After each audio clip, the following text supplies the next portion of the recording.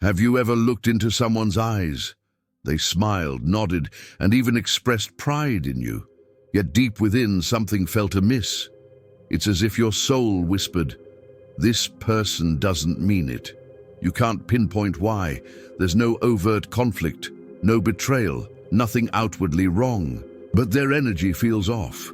Their applause seems hollow, their laughter rehearsed, and when you achieve something, they hesitate before offering a delayed, almost forced clap. This isn't mere coincidence. You're not imagining things.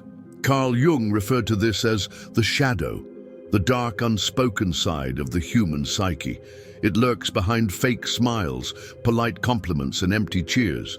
But inside, it harbors a storm of envy, resentment, hatred, and covert competition. Ignoring that gut feeling can cost you emotionally, mentally, and sometimes physically. In this discussion, we'll explore 8 unsettling signs that someone close to you may secretly harbor hatred. Not just dislike, but genuine hatred. Most people fail to recognize these signs until it's too late, until they've been betrayed, used, or broken. But if you stay with me until the end, the 8th sign will shift your perspective and change how you perceive others for the rest of your life. Chapter 1. Sarcasm and contempt. The poison behind the joke. You're so sensitive. Relax, I was just joking. You've heard that, haven't you? It sounds casual, playful even, but it cuts every single time. What if I told you those aren't jokes? They're weapons wrapped in a smile. Sarcasm isn't always harmless. Sometimes it's a surgical strike aimed at your insecurities, your weight, background, past mistakes. They keep poking at them while everyone else laughs. You feel cornered, embarrassed, but if you react, you become the problem. Chill, don't be dramatic. Let's call it what it is. Emotional manipulation. Carl Jung once said, "Everything that irritates us about others can lead us to an understanding of ourselves." But people who refuse to understand themselves project that irritation outward. They make you their emotional dumping ground. So, their sarcasm isn't comedy, it's contempt. And their laughter, it's a camouflage. If their jokes always sting, if you feel anxious around their humor, if you laugh with everyone else but cry alone later, that's not friendship, that's psychological warfare. They're not joking, they're hurting you slowly, skillfully, without leaving a bruise. Chapter 2. Subtle sabotage. The knife in the back, wrapped in concern. Ever had that friend who conveniently forgot to mention something important? That one piece of information that could have changed everything? Or the one who accidentally gave you advice that made things worse? They missed your big moment, didn't show up when it mattered most, claimed they were busy again. Once? Okay, life happens. Twice. Coincidence. But 3 times? 4? Every time? That's not bad memory. That's intentional sabotage. And the worst part, they don't stab you in the back. They do it while hugging you. Carl Jung warned us, the person who feels inferior will often try to lower others rather than rise themselves. They don't want to see you win because every step you take forward reminds them of where they're stuck. So what do? They keep you small, quietly, gently, through forgetfulness, bad advice, fake encouragement. They'll say, "I was just trying to help." But deep down they know exactly what they're doing. What makes it terrifying is they look like your support system, but they're the quiet storm, destroying your confidence from the shadows. If someone keeps delaying your growth, missing your moments, feeding your doubt, it's not concern, it's control. They don't want to lose you, but only as long as you stay beneath them. Chapter 3. Silent competition, when every win becomes a war. You share good news, a promotion, a new project, a small win. You expect a smile, maybe a hug, but what you get is, "Oh yeah, guess what I just did?" Suddenly, your moment isn't yours anymore. You shine and they dim the lights. You rise and they raise themselves higher, not to celebrate with you, but to overshadow you. It's never direct, never loud, but always there. That subtle shift in tone, that forced smile, that desperate need to match or beat you. Carl Jung nailed it. Everything that irritates us about others can lead us to an understanding of ourselves. But instead of understanding, they compete, because what they see in you, growth, happiness, purpose, is what they've neglected in themselves. So they turn every celebration into a scoreboard, every congratulations into an arms race, not because they hate your success, but because your light makes their shadow feel darker. You didn't enter a competition, but they did. Silently, secretly, relentlessly. If you constantly feel like your wins start invisible wars, if your happiness triggers passive comparison games, you're not growing with a friend, you're surviving a silent enemy. And if all of this hit deep, if you've ever felt that off energy around someone close, then this is just the beginning. I've left something powerful for you in the description, a book that goes way beyond what we talked about here. Manipulation Secrets is actually 4 books in one, and it will teach you how to read body language, master emotional intelligence, understand dark psychology, and protect yourself from manipulation. If this video opened your eyes, this book will open your mind. Click the link below and grab your copy. It might be one of the smartest moves you make this year. Check the description now. And if all of this hit deep, if you've ever felt that off energy around someone close, then this is just the beginning. I've left something powerful for you in the description, a book that goes way beyond what we talked about here. Manipulation Secrets is actually 4 books in one, and it will teach you how to read body language, master emotional intelligence, understand dark psychology, and protect yourself from manipulation. If this video opened your eyes, this book will open your mind. Check the description. This isn't support, it's ego wrestling in disguise. Chapter 4, Superficial Kindness. The smile that never reaches the eyes. They say all the right things. I'm proud of you, so happy for you. Wow, that's amazing. But your heart doesn't buy it. Because deep down, you can feel it. The warmth is missing. Their eyes look elsewhere, their tone lacks soul, their presence nowhere to be found when it actually matters. Genuine people don't just say they care, they show up. They feel with you, they cry with you, they dance in your victories and hold your hand in your storms. But fake friends, they do a disappearing act, missing during your highs, absent during your lows. And when they are around, their energy feels off. Cold, indifferent, almost robotic. Genuine people don't just say they care, they show up. They feel with you, they cry with you, they dance in your victories and hold your hand in your storms. But fake friends, they do a disappearing act, missing during your highs, absent during your lows. And when they are around, their energy feels off. Cold, indifferent, almost robotic. Carl Jung called it ego dissociation. It's when someone disconnects from their true self and presents a false front.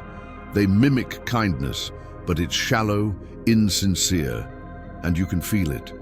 Because real connection isn't about words. It's about presence, authenticity, and warmth. And when that's missing, you know something's wrong. There's a particular kind of distance that doesn't come from miles, but from a disconnect of the heart. It's when someone becomes so emotionally withdrawn, so internally numb, that they can no longer truly engage with human experience. They aren't openly hostile, and they may not even dislike you, but they've lost the ability to love you too. They orbit your life like a ghost, saying the right things, nodding in agreement, offering phrases that sound warm on the surface, but when it counts, they're nowhere to be found. What's missing isn't their words, it's their essence, their presence, their empathy, their willingness to sit with you in pain or joy. If you consistently notice that someone is absent when your spirit reaches out, when you need connection, not conversation, if their kindness feels robotic, like an automated message, then you're not in a genuine friendship. You're performing beside someone who's only pretending to be part of your story. And no matter how well written their lines are, your soul will always recognize the emptiness behind their smile. Chapter 5. Control disguised as care, the most subtle form of manipulation. Control rarely starts with force. It begins with a whisper, "I'm doing this for your own good. You'll understand eventually. I just don't want you to get hurt." These words sound comforting, safe, even protective. But deep inside, your spirit knows something's wrong. Your shoulders tense, the excitement in your voice dims. You start questioning yourself, not because you're wrong, but because their concern quietly overrides your confidence. This form of influence isn't loud. There's no shouting, no dramatic arguments. Instead, it moves like a fog, creeping in, soft, quiet, wrapping itself around your decisions. It comes with a smile. It sounds rational. It pretends to be wisdom. But what it really does is shrink you. You bring them an idea, and they gently tell you it's too risky. You express a dream, and they sigh, suggesting it's not realistic. You make a choice, and they subtly imply you're being impulsive. And here's the most insidious part. They're not always wrong. Sometimes their advice even makes sense, but it doesn't elevate you. It dims you. Before long, you're no longer trusting your own instincts. You're asking for permission. You're afraid to move forward without their blessing. That's not love. That's psychological conditioning. Carl Jung explained it beautifully. People who cannot manage the chaos within themselves often try to control others to feel safe. Their world is unstable. Their emotions are overwhelming. So instead of healing themselves, they manage their surroundings, you included, because domination gives them the illusion of order. They don't believe in your growth. They believe in their grip on you. They don't shout commands. They shape your thoughts. They don't drag you. They condition you to walk where they want you to go. And eventually, you start thinking, maybe I shouldn't move without checking with them first. What if they're right and I'm wrong? But here's the real question.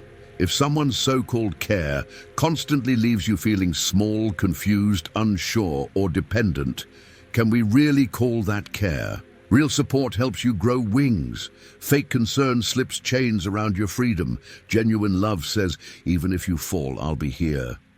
False love says, only if you do it my way, then I'll stay. They'll label it as protection, but in truth, it's possession.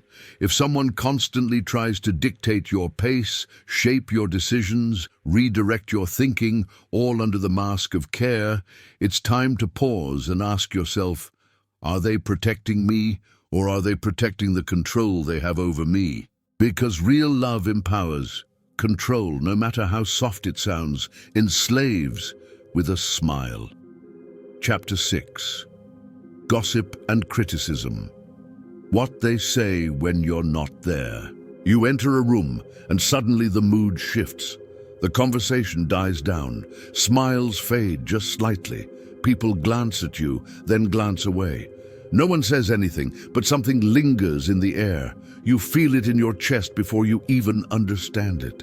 Something's been said, something unkind, something that now stands between you and the people you trusted. This is how gossip operates, not loudly but quietly, calculatedly and selfishly. When someone doesn't have the courage to confront you directly, they take the coward's path. Instead of facing you, they whisper behind your back. And instead of challenging your actions, they attack your character. They don't argue with your choices. They twist your words, question your motives, plant seeds of doubt in the minds of others. All of it is subtle, almost imperceptible. They don't say anything that could be clearly traced back to them, just enough to cast a shadow, just enough to fracture trust. They perform kindness in your face while sabotaging you in your absence. It's psychological warfare, hidden in soft tones and fake smiles. But why? Carl Jung explained this better than anyone. The brighter your light, the darker your shadow appears in the eyes of others. In other words, your presence, your progress, your authenticity, it threatens those who haven't made peace with their own inner chaos. They gossip not because you are wrong, but because your growth makes them confront their own stagnation. People who feel deeply insecure cannot tolerate someone who fully embraces their truth and radiates authenticity. So instead of rising to meet your level, matching your frequency, or celebrating your light, they try to dim it.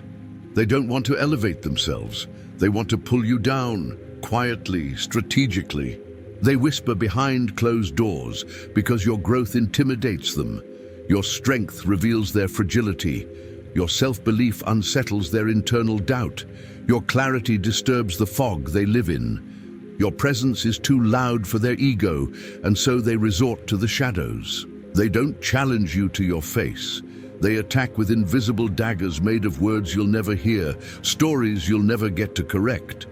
Then, when you're around, they act like nothing happened, smiling, laughing, playing friendly. But the betrayal sits between the lines.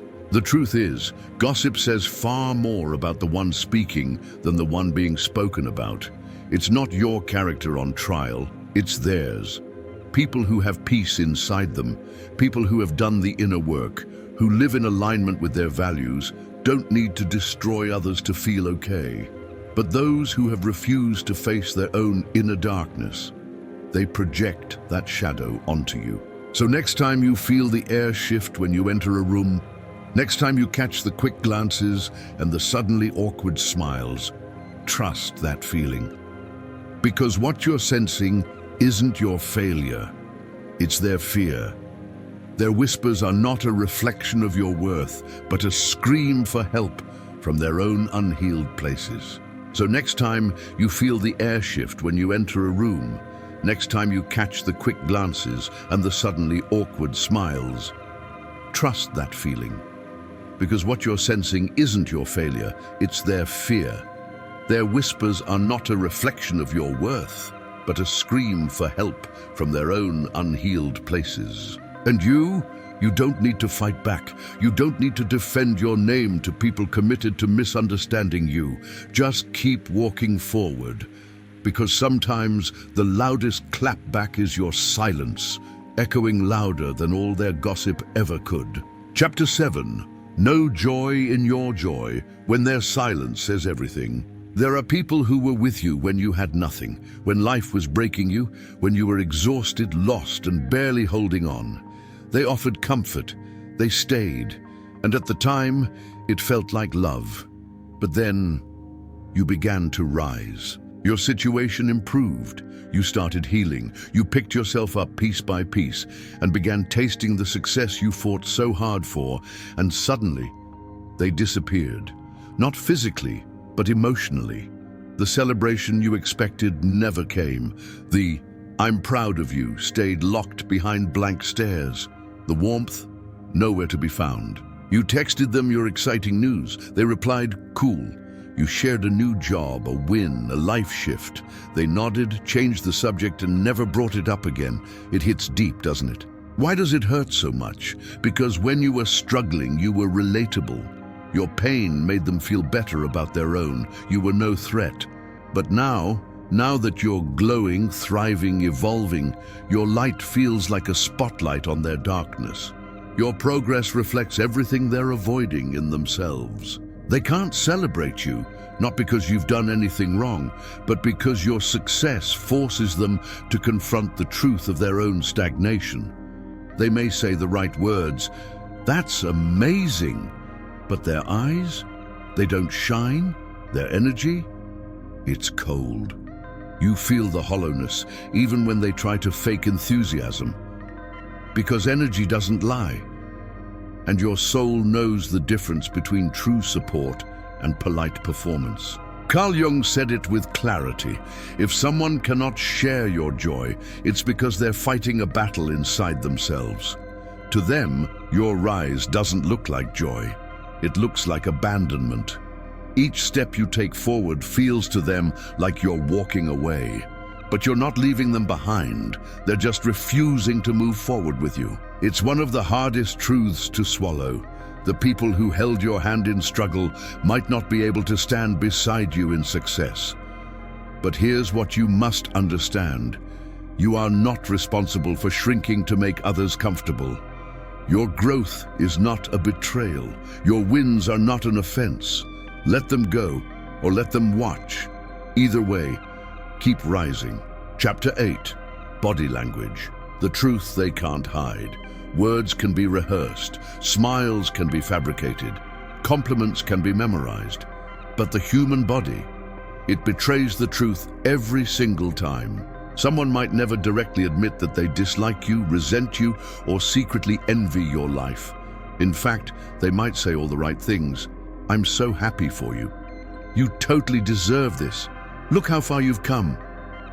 But while their lips are speaking poetry, their body is screaming discomfort, bitterness, and repressed hostility. The smile feels stiff, like it's been glued on.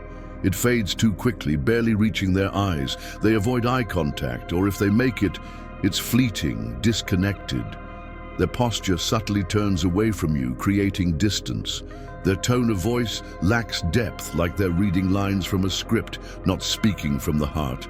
You can feel it, not in your mind, but in your gut. That tightness in the room, that tension in the air, that strange sense that something is off, even if you can't explain why. You're not overreacting. You're not imagining things. What you're sensing is intuition, an ancient primal intelligence wired into your nervous system. Carl Jung understood this deeply. He said, "The unconscious speaks through the body.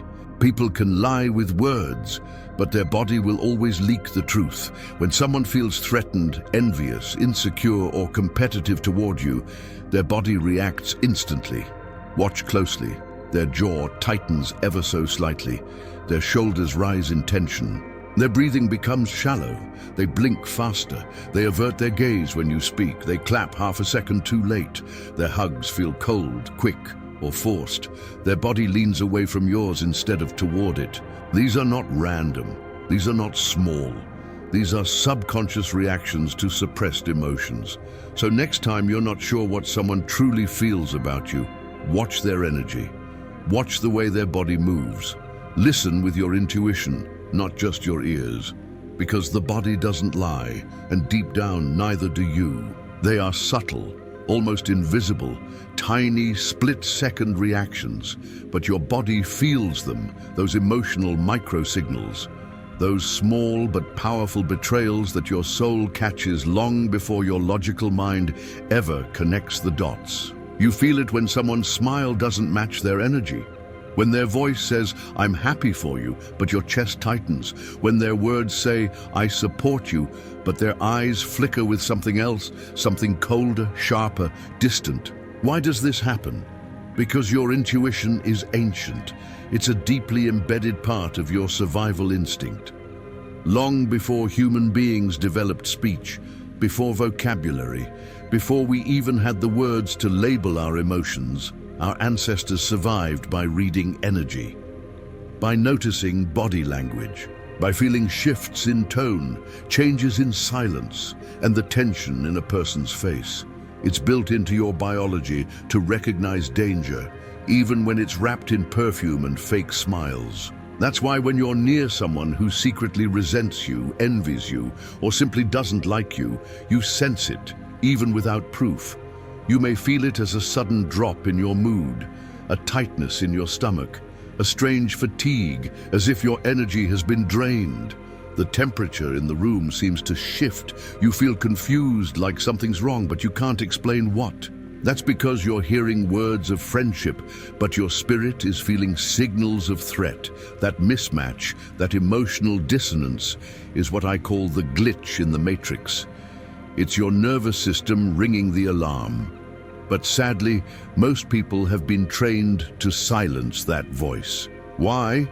Because we've been conditioned since childhood to prioritize politeness over perception, to ignore our intuition so we don't make others uncomfortable.